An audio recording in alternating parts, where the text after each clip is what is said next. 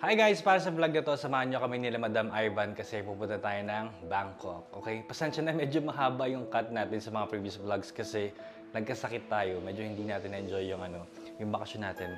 Sakto lang. Okay? Nagkasakit tayo ng 22, 23, 24, tapos 25 ngayon is 26. So lipat tayo pupunta ng Bangkok. So may sakit pa rin ako ngayon. Medyo husky yung boses natin. Okay? May nangyari lang, drug. Pero kailangan natin magtrabaho para meron pambili ng bigas. Okay? So, yun, nandito tayo sa condo. Pasensya na rin, hindi ko pa masyadong natutour kayo dito. Pero dito tayo sa condo. Dito ako tumitira ngayon. 3 weeks na itong bakante. Pinaupahan ko to before. Nakadalawang tenant din tayo. Parang 4 years, 3 years. Parang gano'n. Okay? So, yan. Bago tayo magsimula, syempre, intro muna tayo. Let's go!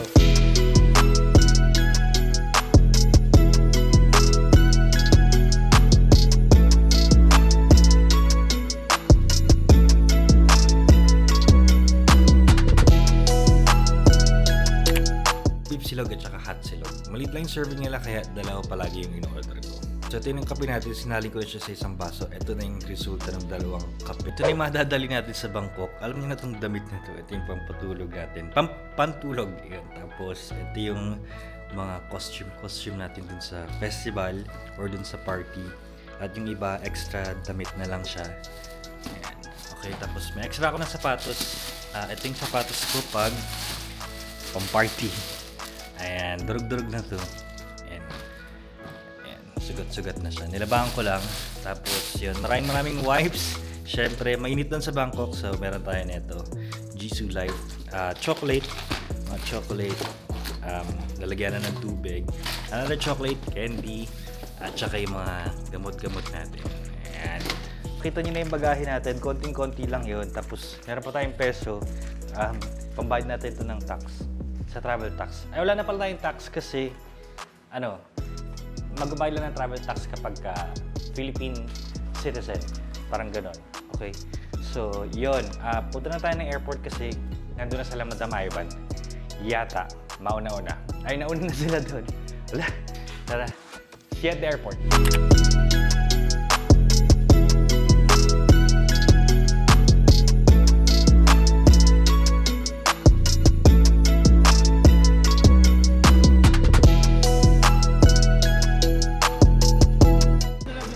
Walang aircon. Yan. Sobrang init. Grabe. Naka-board na tayo ngayon. Kakatapos lang natin dun sa A-Lounge. Okay? Sobrang daming tao sa Terminal 3 tapos wala pang aircon. Bakbakan. Para ka nasa sauna. Ganun. So, nauna tayo mag-board dito. Thai Airways tayo ngayon kasi hindi tayo kasya sa Cebu Pacific. Sama natin si Kuya Neo. Say hi, Kuya Neo. Ayun yung Instagram niya, add nyo na lang siya. Or follow. Okay. So, dapat daw kasama yung pamangkin pinsan ni Madam Ivan. Kaso nga lang, parang nag-last minute cancel siya. Hindi ko alam kung nangyari, pero cancel siya. Okay. Sayang, mabait pa naman yun.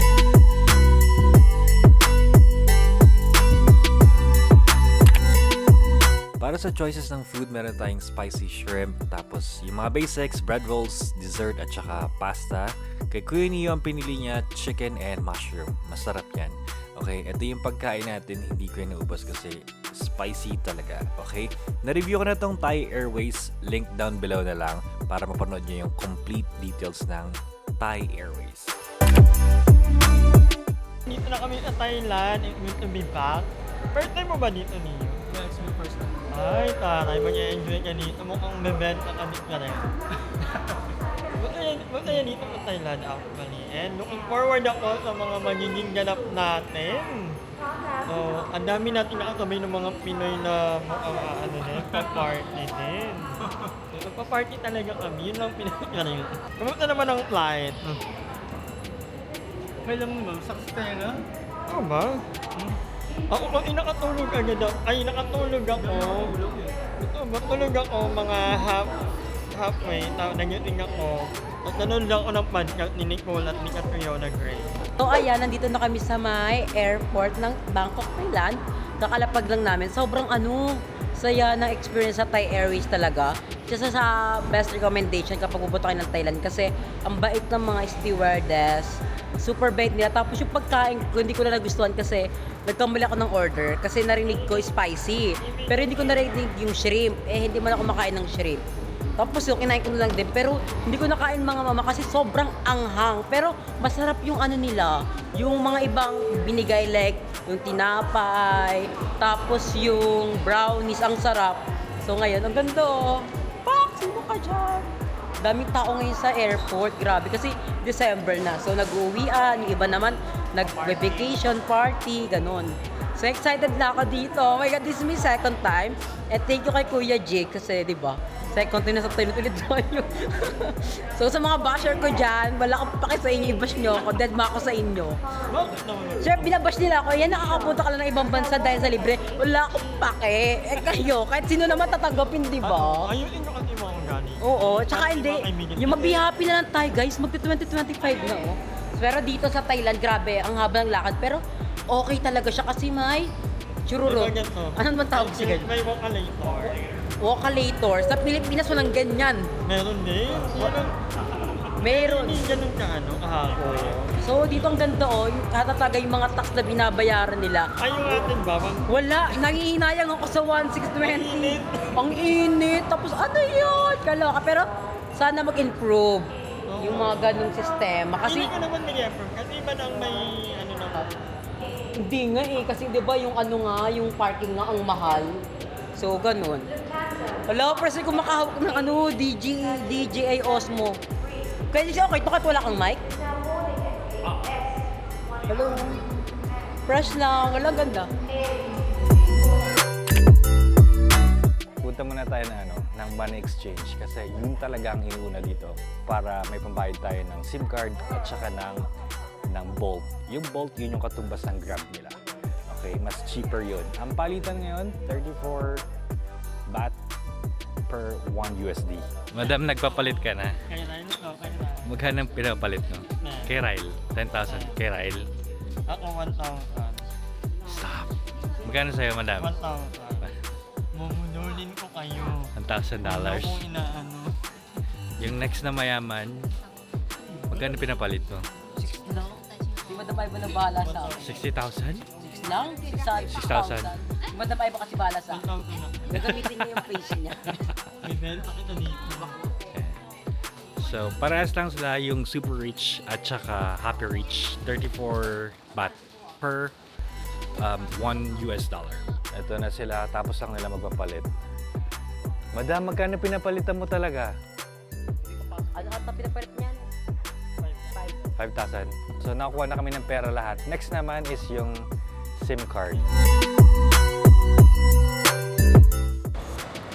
Yung cellphone na kasama natin may keypad. May keypad. Sarado na yung clock pala. Kala namin 24 hours. Hindi pala. Ano lang, 23. Meron silang 1 hour break. Hi guys! Update lang tayo kay Madam Iva, no? Naisahan siya ng clock. Paano yung compute, Madam? Sayangin yun. Magkano nawala sa'yo? Almost 400 din yun. Ang bayad niya pesos sa lang. lalaki, dalawang lalaki sana yan. Hindi, minsan na Tatlo? Ang daan yun eh. Sa bago. Nakita ko si Madam kanina nakakalculator. Alanan mo to, ikaw ang nagsabi bumili. Yun naman talaga, bibili. Wala, di ba sarado ko? Sarado yung clock. Maganda pala, huwag ka na bumili sa clock, bumili ka na nandito, no? Hindi, mas mahal. Mahal mo na talaga. Mas mura sa clock talaga, pero... Magkano bang conversion? Yan yung nasayang ni Madam Ivan, $700. 700 pesos. Kawawa naman si Madam, oh. Nanggigigil ako. Hindi, karma mo yan. Dahil na dito nagla-live sila, Yung sa ano na ba Hindi siya? ako ako pinapasok ng bar. Karma niya yan. Nasa 50K. Ang tanong. Hindi na natapos yun. Hindi naman natapos yung karma. Pag namatay ka, karma mo din. Dahil sa Pero, Isa lang yung kasama natin sa 50K eh. So, divided by 3. So, 17K na. Okay lang yan, Madam. Minsan ka lang maisahan ng mundo eh. nangihinayang ka. Nangihinayang ka pa. Pero nangihinayang. Grabe. They deserve naman. Hindi lalaki ha. Mga. Mga lalaki. So, hinihintay na namin yung service namin. 10 minutes daw. Yeah. So, ganun. Tandaan nyo yun, guys. Papalit mo na ng pera, bili ng SIM card, tapos punta ng service. Si Madam Ivan, nabuisit hina. Okay lang yan. Dito na kami. Ako na kayo pumasok. Give way.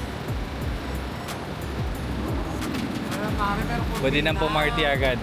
Ito yung mga nakikita ko.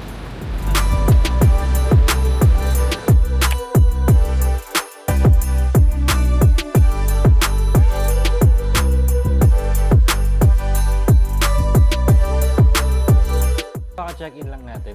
Kapitbahay lang natin yung Starbucks. Medyo malayo yung 7-Eleven. Mga parang 3 blocks. So, yung Starbucks, kapitbahay lang natin siya. As in literal na kapitbahay. Tapos 24 hours pa siya. So, order tayo ng tuna melt. Ayan.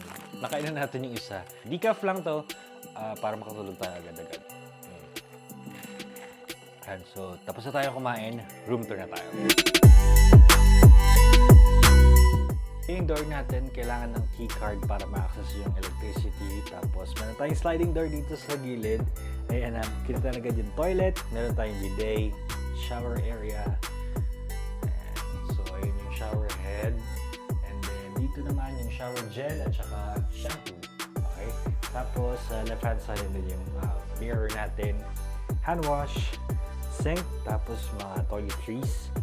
And then, bidet check tayo. Ayun yung flush. Bidet check. Oh, malakas. Sa kabilang gilid naman ng door natin, nandun na yung dresser, kasama na yung vault.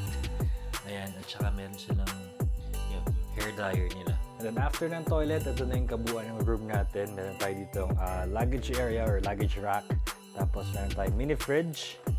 And then ito yung teas and coffees natin. Meron tayong TV.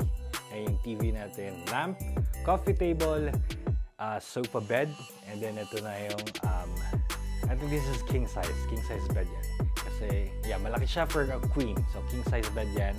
Tapos, sa gilid ng bed, dito yung phone. Sa kabila, I don't know, it's empty. Okay, so, view muna tayo. Since gabi na, wala tayong view.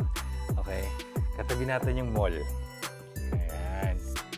Siam Paragon. Ayan yung mall. So, ayun yung kabuuan ng hotel natin. So, nakita nyo na yung kabuuan ng room tour natin. Ang presyo niya, ayan siya. Okay, so 5 nights tayo dito. Medyo mahal siya ng konti kasi nga, December, tapos katabi lang natin yung mismong event. Okay, tapos sila madam, dito rin sila nakatira. Konting layo lang ng konti. Yun. Si Kuya Ni dapat yung kasama ko dito sa hotel, kaso nga lang, gusto niya ng privacy. Mas paborin sa akin. Gusto ko rin ng privacy. Okay, so yun, samahan nyo kami sa mga susunod pa na araw kasi marami tayong pupuntahan. Yun lang guys, maraming salamat sa pagsama sa amin para sa araw na to. Sa panonood, huwag mo kalimutan mag-subscribe, like this video, please give it a thumbs up, comment down below. I'll see you in the next one. Bye-bye.